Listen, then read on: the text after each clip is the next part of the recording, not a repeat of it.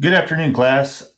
Thought I'd have a sort of a brief recording session here to sort of go over a little bit about week 6, about the new essay topic, which would be the compare and contrast paper, essay 3, and to look at some of the sample/study guide for quiz 3. And if you could tell, I've already loaded up that particular document. And yes, it's still due. This is going to be more or less, like I said from the beginning, these grammar practices are really they're optional. Optional in the way of you can either do them or not do them. They do sort of count toward like an in-class grade. They're like 10% of your grade. So they do help. I initially will give them a grade. That's what I've been doing for the first two. I'd give them a grade, let the grade sort of ride for a couple days. So you could see, had that been the actual quiz, what your score would have been. And then usually by the end of that week, I go back, if you turn something in and gave it the good old college try, I gave you 100% on it. Because basically it's sort of like if you were in class, we would do this stuff in class and you'd sort of get like a daily or a weekly grade on it.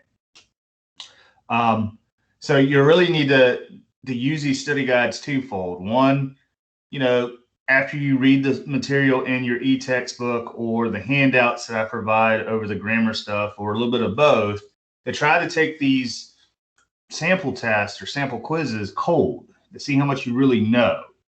And then that way, that would give you enough time. If you did get them wrong, you can afford to get stuff wrong on the in-class stuff, the sample stuff, because then you can learn from that to say, hey, okay, I got a 60% on quiz 2, the sample guide.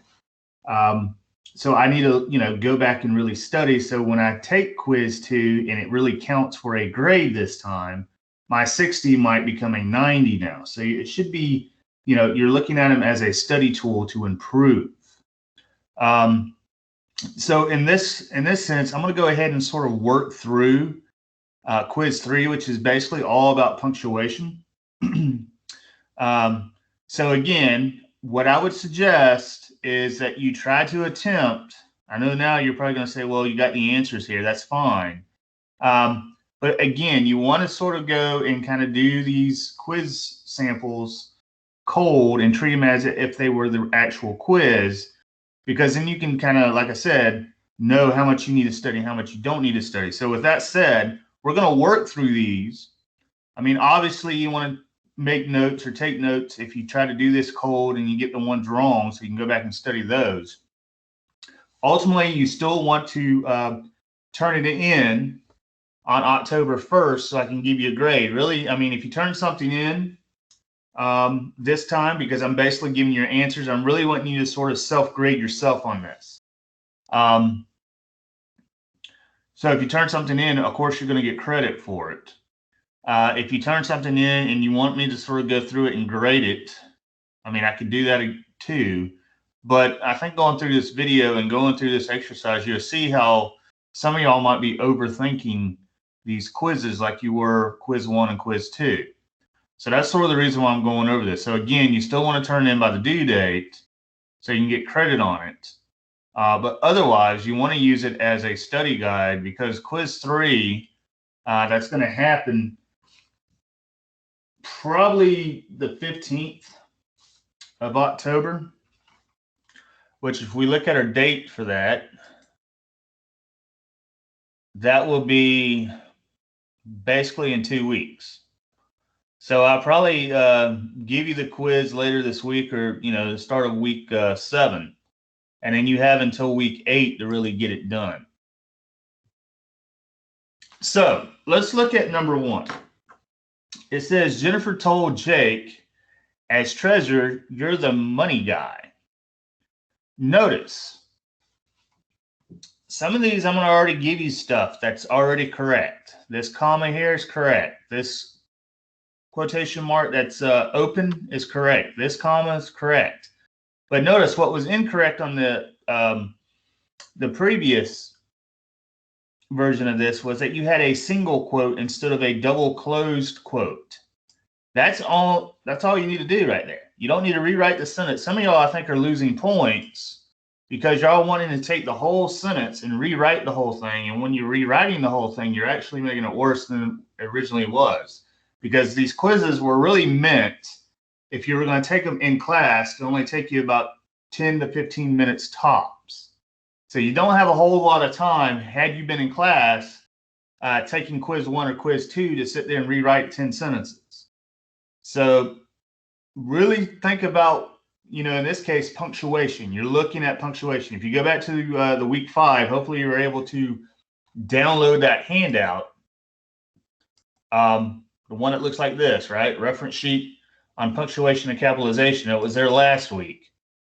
So hopefully you downloaded that, because this is going to be sort of the key for you to, prepare for quiz 3. And this will help you for anything, that we have to write if you have questions about punctuation and capitalization. So I hope, you're able to download this and save it. There are some information in your textbook, but I think this is, it cuts out a lot of the verbiage, and this gets right to the point. So if you have issues with commas, well, there's commas. You can look at, in this case, the 15 different rules for it. But this would be a good handout to have while you are writing your papers, while you are studying for quiz 3. Because when we go back, the only thing I'm looking for is the punctuation throughout these 10 sentences. I'm not looking for you to say that, hey, this, we're not testing back from quiz 1 or quiz 2. We're looking at new stuff. We're looking at just punctuation and punctuation only based on that reference sheet. So if you can study that reference sheet, that's what I'm looking for when it comes to this quiz. So if you look at number 2, it says, when jobs were scarce on the west side, the family moved east. So notice, when it deals with directions, you capitalize the directions. But when you're just sort of dealing with movement, you leave that lowercase. So that's why I sort of gave you a hint. I kept side, the S and side, capitalized. Here we need to make the W capitalized, but originally this was a capital E, and we need a lowercase that. So again, if you go back and look at that reference sheet under the rules for capitalization, it talks about this particular rule. Number 3, her chess advice, I remember, was this: make sure you plan at least 2 moves ahead. And you notice this one actually has more than one error. I did the first one, right? Instead of having a dash, I remember, and then a comma, we want to sort of be consistent. So I use 2 dashes here.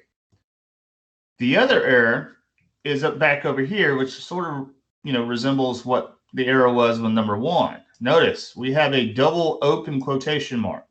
We need to have a double close quotation mark, not a single. So we have to go back and make that a double.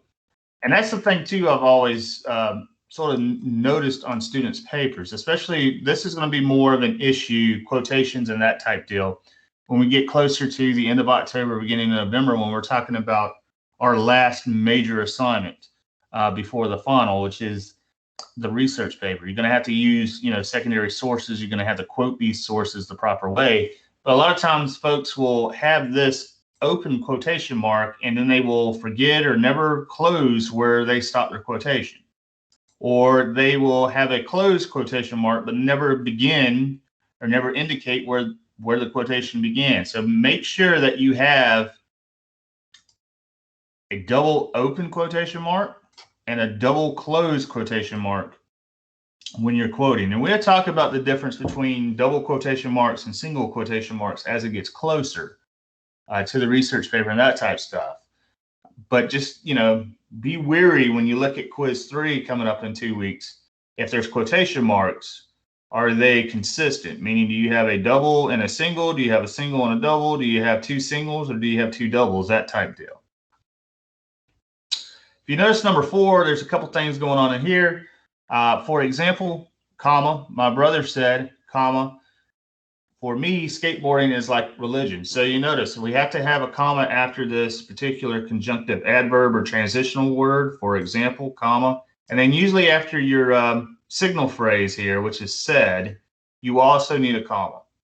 And then we need to have the double quotation marks at the opening and at the close. And notice our period this time, because we don't have a cite or citation at the end, our period has to go inside our quotation marks. And we will talk a little bit about that, because usually with dialogue, when you're dealing with characters, some of y'all had characters in dialogue with essay 1, and that was fine. You generally want to put the period and the commas inside your quotation marks. Now, if you're having a citation, meaning you have parentheses with a page number, right? You're citing from a book, or you're citing from YouTube, or you're citing from a scholarly journal article, then you're going to have, the parentheses, the author's last name, and the page number, and then usually that period goes on the outside of your citation. Again, we'll talk a little bit more about that as it gets closer to November. Number 5 deals with hyphens. Notice we're dealing with a fraction here, and it's spelled out. Instead of having 2, and then I gave you like 3 dashes, right? We're not using dashes. Dashes and hyphens are 2 different things. So 2 hyphen-thirds of the school voted for me as class president. So you needed to get rid of the extra 2 hyphens or dashes there and just use 1 hyphen for this particular sentence. And you notice, I'm not changing any of my sentences. Only thing I'm doing is I'm going back and correcting what needs to be corrected. I'm not rewriting number 4. I'm not rewriting number 5, 3, 2, or 1. You really don't need to rewrite these things. You just need to find what the error is, and then you need to go back and correct that error. And I think that's the problem with the first 2 quizzes. Some of y'all were just overthinking to the point where there has to be something wrong with a sentence. So you wanted to take it all apart and try to put it back together again, like Humpty Dumpty. And we all know how well Humpty Dumpty turned out doing all that. So don't let quiz 3 be your Humpty Dumpty, because I know y'all want to do well on these, and you want to do, you want to learn the grammar, because with the grammar comes better papers. There's a cause and effect relationship here with the grammar, with the essays, and that type deal. So just don't overthink it.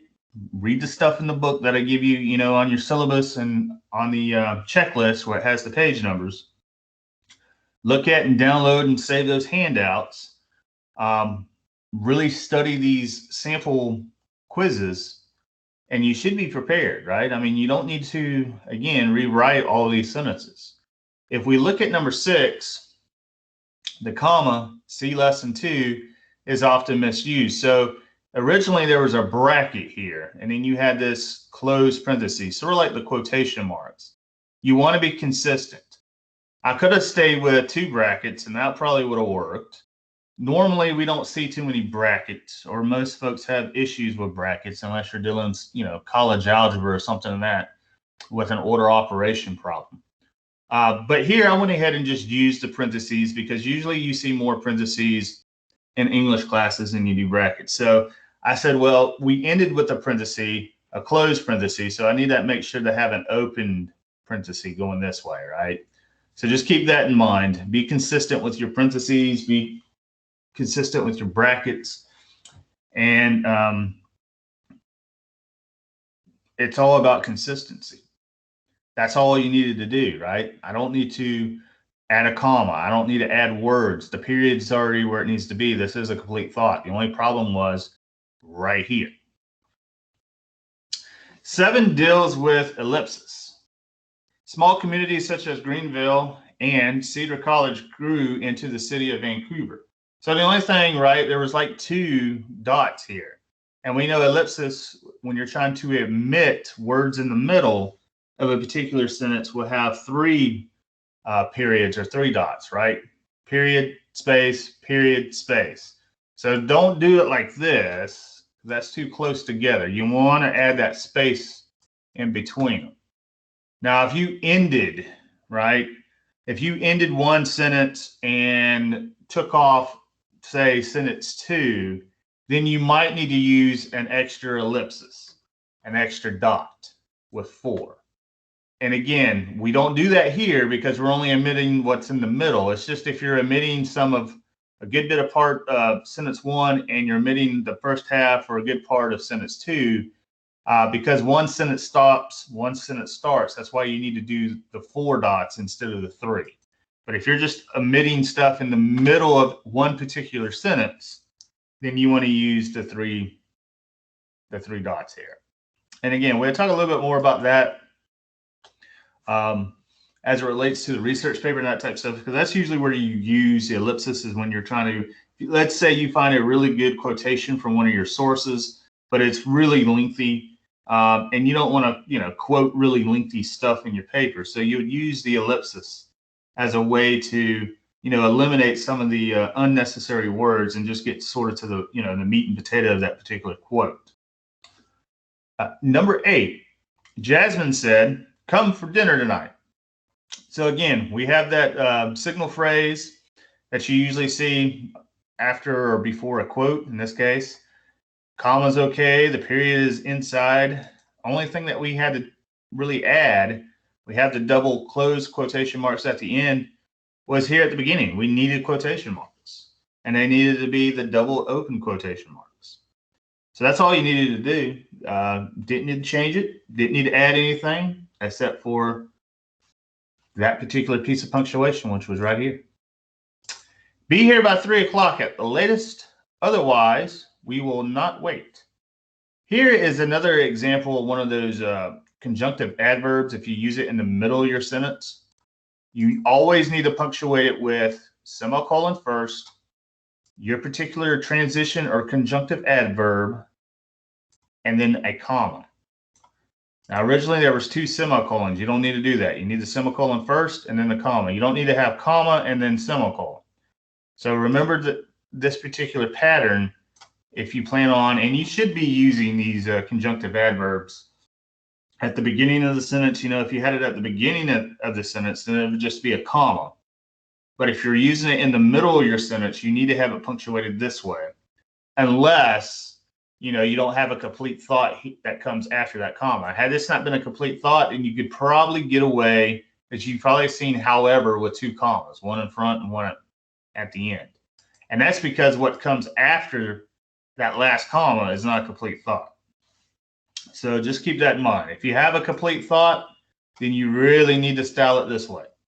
If you don't have a complete thought, then you can get away with having comma at the beginning and comma after your particular conjunctive adverb. And number 10, really in this case, it deals with commas and semicolons. If you notice, there's a lot of commas in a series. And if you have a lengthy sentence like this, you can sort of spice up and break up a lot of the commas by adding semicolons where they need to go. So as you can tell here, aluminum cans, comma, glass, comma, and garbage. Now we have the semicolon, clean from the storm drain, semicolon, and remove graffiti from the information kiosk. So it's just because if you look, we even have a comma at the beginning. It's just to sort of break up having so many commas. And you could do this.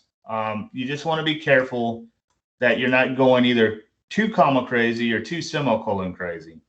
The best thing to do, I guess, if you're unsure about this, like if you were going to write something in this length or this, this style, you might want to, 1, send me or Smart Thinking Rough Drafts and ask that question. Or 2, just break up your sentences where you're not using so many commas and semicolons all under one particular paragraph or one particular idea.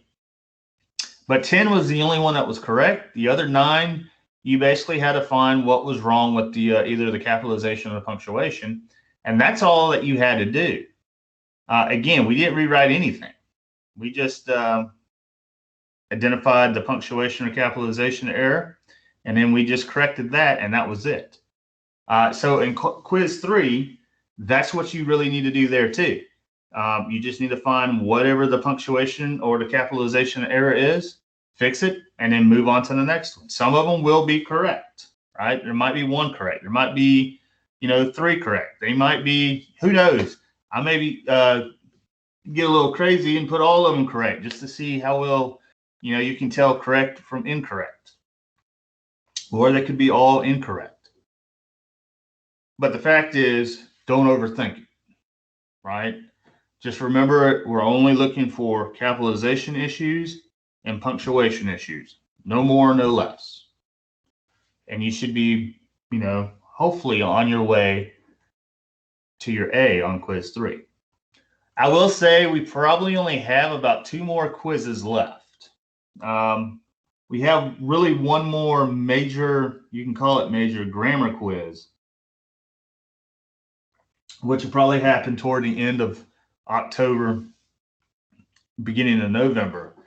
And then we have MLA documentation, which really deals with, how to document and style research papers and a works cited page. That's going to be our quiz 5.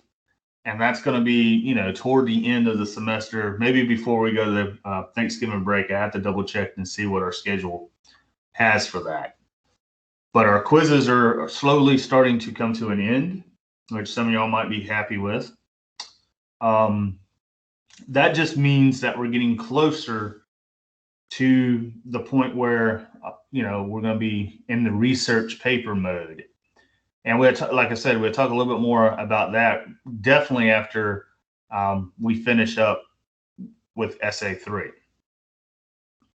And as it relates to SA2s, I am going through grading some of them. Some of them may already have a grade, so you might want to check Blackboard for that. I hope to have them all graded by this time next week, if not sooner. So if you turn something in, you will get a grade on it.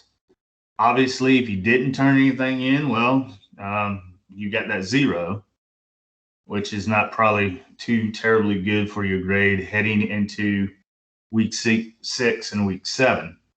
The other thing is, remember a couple weeks ago, we did grade checkpoints. We did our first one. I had to submit all your grades at that time to the college. Well, during week 8, which is midterm, we have to do the second grade checkpoint. So again, if you are, a D or lower, we might need to talk, depending on how low that D or how low that F is, to see if you can take the next 8 weeks or so at that time to pull your grade up to at least a C or higher. Because you don't want to set yourself up for failure and say, yeah, I can do it. And then life comes in and you have other classes and kids and work or whatever. And here it is. We're going on Thanksgiving break and your grade didn't go up. It pretty much went further down in a, really a negative way, to when we come back for Thanksgiving break, we only have a week and a half and we're done. That's the other thing. As the quizzes start to run short, because we're not going to have so many more, a lot of the blogs are going to start running short. So what I'm saying is we're not going to have a lot more assignments as we head closer to November, December, to really pull up the grade as we did early on. Because really when we get to November, it's just going to be proposal, research paper annotated bib, the research paper, and then really the final exam. So as you can tell, we only have really 4 assignments then. Of course, you can count the quiz 5. That would be probably 5. And those 5 assignments are really weighted heavily. They're a little bit more in weight. Not to say they're any more difficult than anything else. It's just by that time, you should know how to proofread your paper. You should know how to follow MLA guidelines. You should know how to double space. You should know how to check for commas. You should know how to fix a misplaced modifier. So, by the time we get from week 8 to the very end, we're going to be more in, okay, we know how to correct our grammar. We know what to look for as it relates to comma splices, that type stuff. So we're going to really dig more deeply into the writing, because you're going to be writing longer paragraphs. You're going to be writing longer papers. And that's sort of what we're looking at here when we look at SA3. So I'm going to sort of segue over to that real quick.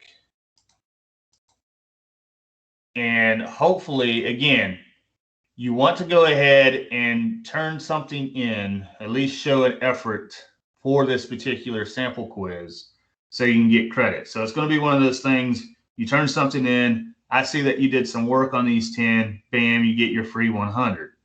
You don't turn something in, or if you turn something in and I don't see where you did any kind of work, then bam, you're going to get your free 0. So it's either 0 or 100 when it comes to these sample quizzes. I do, like I said earlier, I usually do grade them just to show you where you would make or what you would make if you hadn't been the actual quiz. But later I go back and I change that grade to 100 or 0, depending on if you submit. Obviously, if you don't submit, it's a 0. So let's look at the Essay 3 stuff. So again, this was that particular handout I was talking about the grammar. Probably like a Cliff Note version of what's in the book. It's only 5 pages and it really gets to the point. So hopefully you went back and saved that or downloaded it last week. Let's see. Okay. The book's going to give you some information, starting about, I think, page 111 to about 118 or 119, which is really good information. I also give you another handout that talks about compare and contrast and how to do it with multiple subjects. And we will talk a little bit more about that here momentarily as it, relates to the organization method, which is really what your next blog assignment, because if you look down in your week 6 folder, there's also a blog assignment. And I'm going to talk to you a little bit about that because it relates to Essay 3 and about your organization of how you're going to develop that particular paper by using either what they call point-by-point method or the block method. Now, your book's going to probably call it the point method, and then it's going to give it a subject method. Either one is acceptable to use. It really is going to rely on your preference more so than your topic, because if you choose a good topic and you know what you're talking about, and you know that you can find the similarities and your differences of, topic A and topic B, then it doesn't really matter your development, your pattern or organization. It's really just going to depend on whether do you like to do the block or subject method, or do you prefer the point by point? And we'll talk a little bit about that here momentarily. Let me pull up the Essay 3 topics. And as you can tell, this is going to be due on October 11th. Still using the same MLA 8 format, Times New Roman 12 font. There's going to be a drop box for it. Make sure that you double space and you have your header. You have an essay title that's something a little bit more catchy and creative than essay 1, 2, or 3, right? You want to give a short title that reflects the content that comes in your paper. So if you look, we're at the 28th September. The 11th is on a Sunday, obviously, and it's basically, roughly about 3 weeks away. So this paper needs to be 4 to 6 pages. We're going up a little bit in the page length, or 1,000 to 1,500 words, whichever comes first to you. So again, what I would suggest is that you go ahead and start doing the e-textbook reading from pages 111 to 118. It gives you some additional information about the 2 different organization methods, right? Whether it's the subject/block method or the point by point. There's also an outline of a compare and contrast paper followed by the actual paper. So the paper in your textbook, that sample essay, is a really good model essay to follow. That essay particularly is an A quality paper.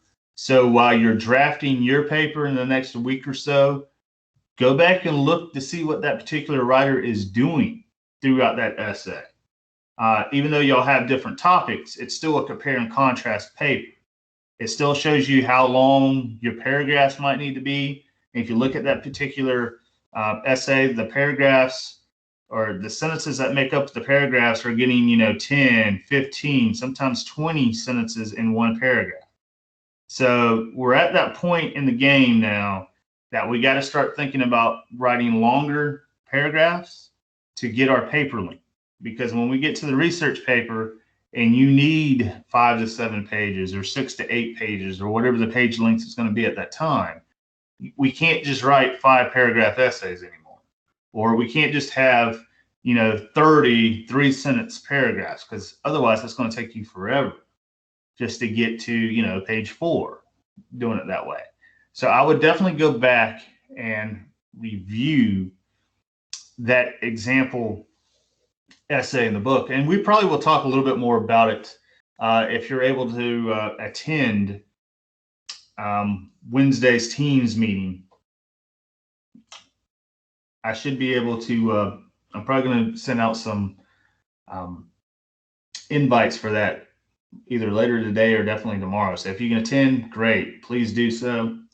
If there's a lot of folks that do attend, I will record it. Obviously, if there's nobody there, I'm not going to record anything. I'm just going to assume that everybody knows what they're doing for week 6, unless you email me or something. The other thing is, before I talk about these particular topics, is that I'm thinking about also offering sort of like virtual office hours, where Monday and Wednesday, let's say, I would give, we would do this sort of virtual recording on Mondays, and then on Wednesdays we have the actual live lecture, I guess. But let's say Monday at, from 5 to 6, I will have a link that I send out to everybody. And basically, if you want to join, if you have a quick question you want to ask, that type deal, you just click on the link, you join the Teams open office virtual session, you ask your question, and you can be free to go. It won't be anything that I want to necessarily record because I don't know how many people would want to have sort of the virtual office hour type deal. I think it'd be, quite easier than maybe attending, let's say, a live lecture on Wednesday all the time. It could be a place that you can show up for a little bit of tutoring if you want some tutoring. You just have to get on, and if you're on there, you're probably going to have to, say, hey, Mr. Wilson, or hey, Mr. Wilson, something like that to give me, get my attention, because otherwise I'm just going to leave it up until I hear somebody, because I can, move on and grade or do some other stuff that I need to do, and still sit up there and look at a blank screen for an hour if nobody shows up. So think about that.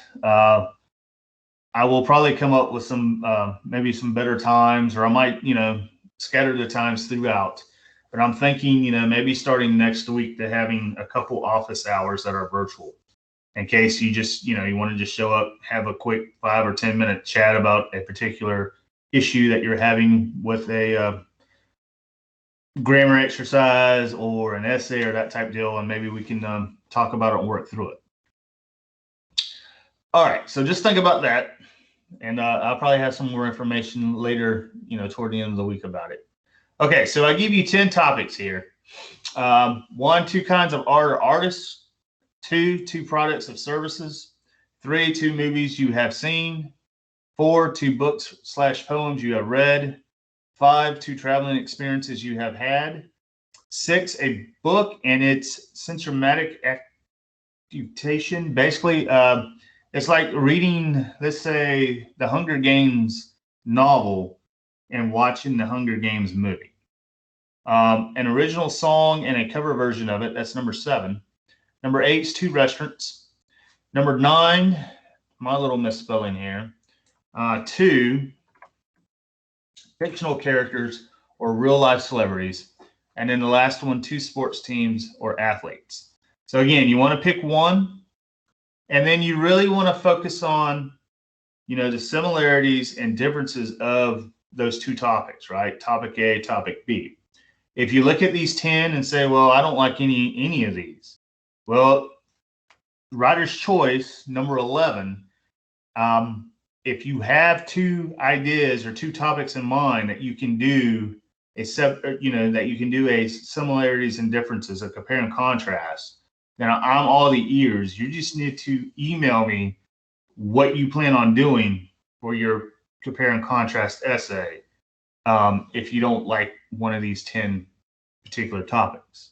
And I would probably need to know that quickly, because when we go back, right, if we go back to our actual week 6 folder, our blog is going to be due on the 4th, which that's this Sunday. And really what the blog is going to detail is this, right? After reading pages 111 through 118, after reading this stuff up here about the compare and contrast, and we're going to look at that here a little bit more, and after actually picking a topic. So really by this Sunday, you need to pick an SA3 topic. Because the blog is going to ask you to look at that diagram on page 113 in your book and basically sort of give me a brief, you could say outline, but you're sort of giving me a brief way of how you're going to organize your paper. So if you look here, this is the point-by-point method. In this particular essay, they're looking at the difference between community college and state university. So if you're looking at it, it's sort of like a difference between the College of Coastal Georgia, which is our 4-year school here in Brunswick, and Coastal Pines Technical College, which is really the technical college or a 2-year school here in Brunswick. So they're taking, right, they're looking at these particular points. They're looking at the cost, they're looking at the location, and they're looking at the program of study. Now, point by point is, if you notice here, the major idea that they're looking at is cost. They're looking at the cost at the community college, right? They're looking at low tuition. And they sort of, narrow it down. This is what they're going to be focusing on as it relates to cost going back to the community college. If you look, the second topic, the state university. Again, they got 3 things that they're looking at here that all relate back to their main topic in this case, which is cost. Location, the same thing. They start with community college. They give you 3 examples, right? And then they go to the state university and give you 3. Now, each one of these is a potential paragraph, right? So that's why I was saying start looking at that sample essay, because the paragraphs are going to get a little bit longer now. Really, with this particular paper, to get 4 to 6 pages, we're looking at, anywhere from 8 to 10 paragraphs, because each one of these little subpoints here could be a possible paragraph to fit the overall point for community college and location, state university location. So if you look, they go through that. And of course, your last paragraph, you're going to have the introduction with your thesis statement. Here's a really good thesis statement for this particular point-by-point method. And then you're going to have a conclusion. The block method sort of looks at it sort of all in one chunk.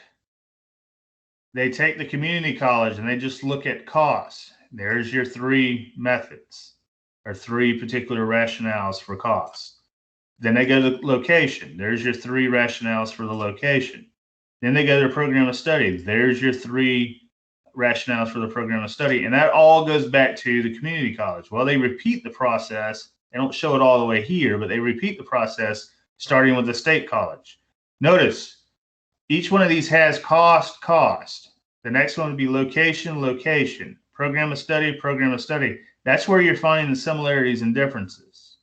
You want to make sure that you're using the same points for both of your topics. Otherwise, you're going to have a list of similarities and differences that's going to be all over the place. So you want to be consistent. And you don't want to be one-sided, meaning you don't want to just talk about the cost and location for the community college and state university, and then have only 1 or 2 things that don't really fit both of your topics, because now you have 2 paragraphs that are sort of unified, but you have this one over here that doesn't really fit either one of them, and it's just sort of sticking out like a sore thumb that we know that doesn't really fit. So again, you've probably written a compare and contrast, I hope, prior to this class at some point. Think about it. We do compare and contrast pretty much on a daily basis, maybe without even knowing it. Anytime that you go to that car dealership, right? We all own a car. You've done some compare and contrast, right? You just didn't take your hard-earned money and go up to the car salesman and say, "Hey, I get X amount of dollars," and without really asking any questions about a car or test driving it, you just throw the money at him and say, "Hey, I just want this red truck right here." Right? We don't do that. We go out and we do some shopping around, right? We check for the price, we check for the make, we check for the model, we check for has it been in any wrecks recently? We look at gas mileage. We look at various different things when it comes to vehicles before we finally decide on picking that vehicle that we want. Same thing with houses, apartments, video game systems, computers, clothes. When you go to the grocery store, you're comparing contrast a lot of times with just price because, well, you can go to Harris Teeter on the island and pay, 10 times more for that, whatever it is, soft drink than you can at Walmart or Winn-Dixie. Well, what makes sense? Well, if you want to save money, probably getting the Coke for $1 at Walmart is a lot better than paying $2 for Harris Teeter. So you're doing a lot of compare and contrast, maybe without even knowing that you're doing it, because you're mentally doing it, more so than having to type it up or write it on the paper. The other thing is, too, I mean, when you think about colleges, most of y'all had a choice. Y'all didn't necessarily have to come to Coastal Pines. We're glad that you're here. But there had to have been some decision making there because you could have went to CCGA. You could have went possibly to Valdosta, University of Phoenix, Georgia Southern. There had to have been some reasoning there of why you chose Coastal Pines to come to college. Now, it could have been affordability. It could be location. It could be your program of study. So that's something that you can kind of look at too here. I mean, you can kind of use this as a sort of a guideline. It's not really one of your topics, but this could be that, that writer's choice topic. You can sort of compare and contrast why you chose this school over, let's say, another school. Another thing that you can kind of do, just throwing out an idea, is you can compare and contrast high school with college. There's some things that are similar, and there's a lot of things that they're different, but that would make a really good compare and contrast paper. I'm trying to think. In the past, some folks have compared and contrast seasons, right? Compare winter with summer or summer with fall, whatever the case may be. You can go that way with it. I've had folks do compare and contrast of tornadoes and hurricanes. I've had folks do compare and contrast on various different job positions like RN and LPN. Some of y'all might be going in that major. That might be something that you would want to dig in and look a little bit more. You can compare and contrast to songs, but you might want to, be careful about that because you'd want to pick a song or songs that have similar themes to it. Meaning you probably don't want to pick a Metallica song with a, something that's smooth jazz or country. There's probably not a lot of connection there. You can compare and contrast maybe to movies, to television shows. I've had folks compare and contrast cartoons, sort of like Family Guy and American Dad, or Homer Simpson with, some other dad cartoon character.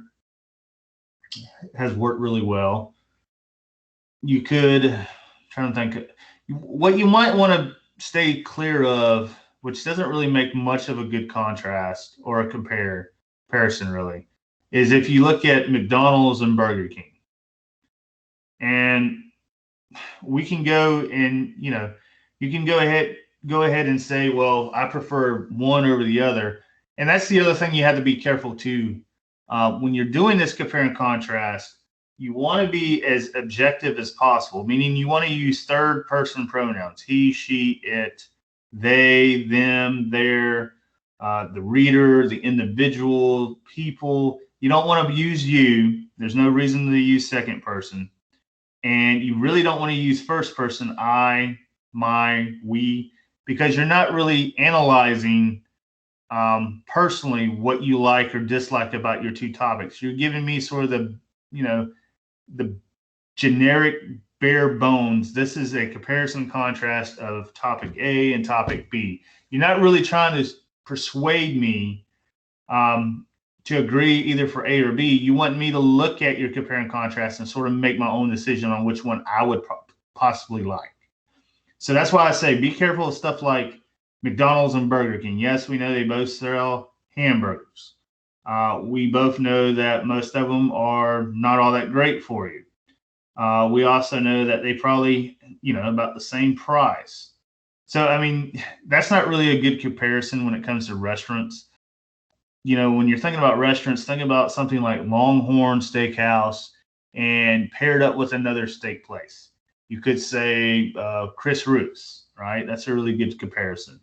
Another thing that you could do maybe is like Old Times and Golden Corral. Of course, the Golden Corral in Brunswick sort of shut down. But you just want to be careful about how you go about, compare and contrast maybe with restaurants, because some will work really well for you and some won't. And that's part of the brainstorming. What I would do is, once you have a topic in mind, is take a sheet of paper and draw a line down the middle of it and put your topic A on one column and topic B on the other, and then write all the similarities for both of them down. And then flip it over, draw that same line down the middle, put topic A, topic B again up top, and now write all the differences down. Take about 10 or 15 minutes to do both sides. And if you find that one side is sort of shorter than the other, then you probably want to pick another topic so you can have both sides sort of being equal, right? Because again, going back to this here, you want to have something that's going to be compare and contrast on both of them. In this case, cost, location, and program of study all fit into topic A, which is community college, and topic B, state university. So if you don't have 3 items at least, or 4, that will fit in each one of your topics, then you need to pick a different topic. Otherwise, you're just going to be, trying to grasp at straws. You're going to get to page 3 and not be able to make it to page 4 or 5 when you really need to be 4 or 5. There is a little bit about diction and spelling. We might look at that on Wednesday. I think I gave you a handout about this too. It's just really a lot of this too. Even on our phones, we have autocorrect, we have spell check. Most of us today would be able to find a way to spell a word properly if need be, I hope. Because we have all the online dictionaries and stuff that are free. But this is sort of what that's talking about, right? Picking the right word, making sure the right word is spelled correctly, using the right form of the word. And this is really looking forward toward quiz 4, but we'll talk about that, a little later. We will probably look a little bit at this maybe on Wednesday or definitely next week. But I just throw that up there just to have a little additional information about diction and spelling, because sometimes you might look on your essay 1 or essay 2 final drafts and I put word error or diction error. That's what I'm getting at here. All right, I think that's about it for me for the day. Of course, you can email me or send me drafts as you start them. Again, I plan on going through and grading your SA2s and hopefully giving you some feedback on that as the week moves on. Otherwise, I will send out those weekly Teams meetings soon enough, and I hope to see y'all on Wednesday. Y'all have a good day.